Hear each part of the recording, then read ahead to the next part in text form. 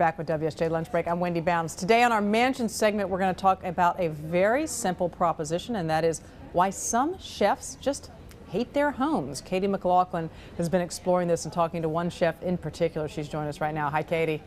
Hi. Tell us about David Chang. He seems to symbolize this feeling among a lot of chefs who are very buried in their businesses that there really is no such thing as a home.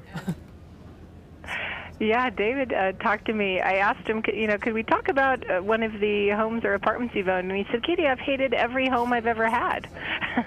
and he explained to me, when you cook in a restaurant, you live in the restaurant. Especially a guy like him. He's 35. He's still really building this empire that he has. The workload and the lifestyle there is like total sacrifice, and that was really what he was talking about. And I know I have a lot of chefs who are friends, and they say the same thing, that basically the restaurant is their home. I mean, that is their family in many cases there, especially when they're single. And the only thing they do when they go home is maybe crash, sometimes even on the floor and sleep. And they also use their home to run their businesses in many cases. Oh, yeah. Well, David was recalling for me this apartment he rented when he started his first restaurant. And he said, it wasn't really a home. It was an extension of work. We had files and paperwork. It was the office for the restaurant. But he said, now he's very successful internationally. But he said, even today, home for me is just a place to sharpen knives, shower, and order Chinese food. And part of this, too, is if you are trying to expand your empire as a chef, you have to put your own personal imprint on these other restaurants. So you're traveling a lot, and you basically have to live somewhere else. So really, what could be your home?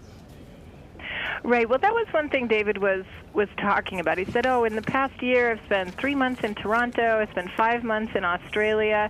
Really, he was not complaining.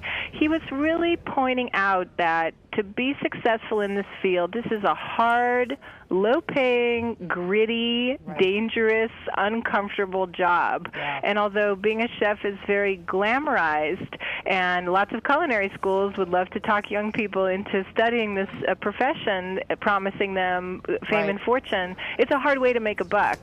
David Chang is successful now, but he got there the hard way. Absolutely. All right, Katie McLaughlin, thanks so much for being with us on that. That's our Mansion segment.